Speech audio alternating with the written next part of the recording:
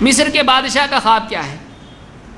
وقال الملك انی ارى 7 بقرات سمان یأکلہن 7 عجاف و7 سنبلات خضر واخر یابسات یا ایھا الملأ افتونی فی رؤیای ان کنتم للرؤیا تعبرون، سورہ یوسف آیت نمبر 43۔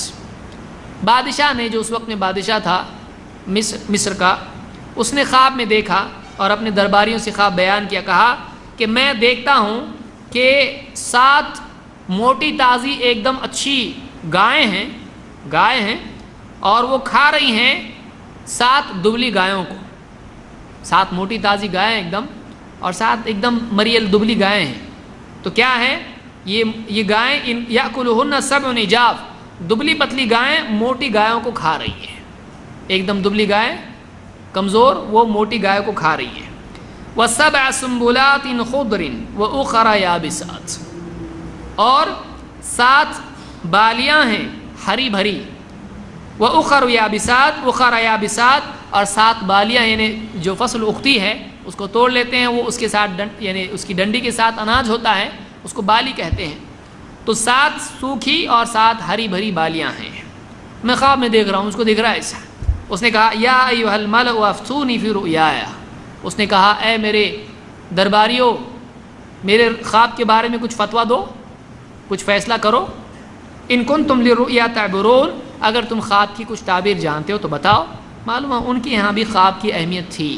اس نے اپنے خواب کی تعبیر پوچھی ان لوگوں سے، ان لوگوں کی سمجھ میں آیا نہیں۔ انہوں نے کہا ایسی خواب ہے، یہ کچھ بھی نہیں ہے، یا ایسی دکھا کچھ نہیں ہے، ٹینشن لینے کی ضرورت نہیں ہے۔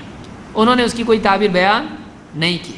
لیکن جب یوسف علیہ السلام سے اس کا معاملہ پوچھا گیا تو انہوں نے ان سے کہا قال تزرعون 7 سنین دأبا، انہوں نے کہا کہ تم 7 سال جیسے معمول کے مطابق چلتے ہو ویسے ہی تم زراعت کرو گے، کھیتی کرو گے۔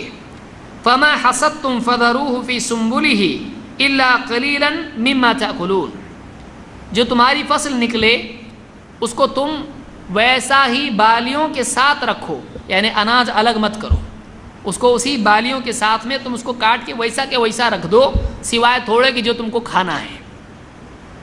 ثم یأتی من بعد ذلك 7 شداد، پھر یہ جو 7 سال ہوں گے جس میں فصل آئے گی، جو تم فصل اس میں اگاؤ گے، اس کے بعد 7 سال ایسے آنے والے ہیں جو بڑی سختی کے سال ہیں۔ یعنی اس میں کیا ہوگا؟ یأکلن ما قدمتم لہن، یہ 7 سال جو کچھ تم نے نکال کے رکھا تھا سب کو کھا جائیں گے۔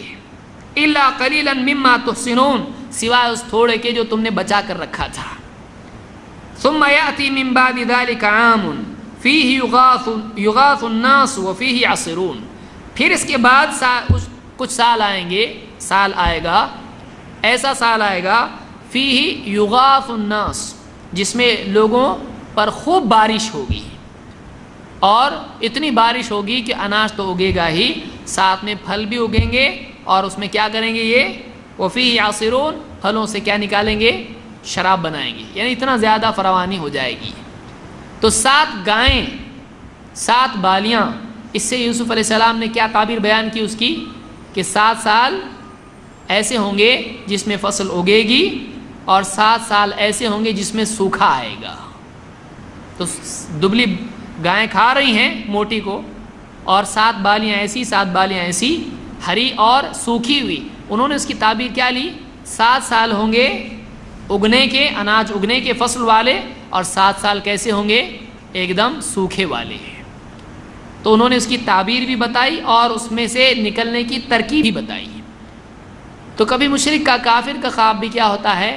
صحیح ہوتا ہے، اس لیے خواب کی بنیاد پر اپنی دینداری کا فیصلہ نہیں کرنا چاہیے۔ اور خواب کبھی کافر کا بھی صحیح ہوتا ہے، اس کی بھی کچھ تعبیر ہوتی ہے، اس کی بھی کچھ تعبیر ہوتی ہے۔ یہ سورہ یوسف میں ہے۔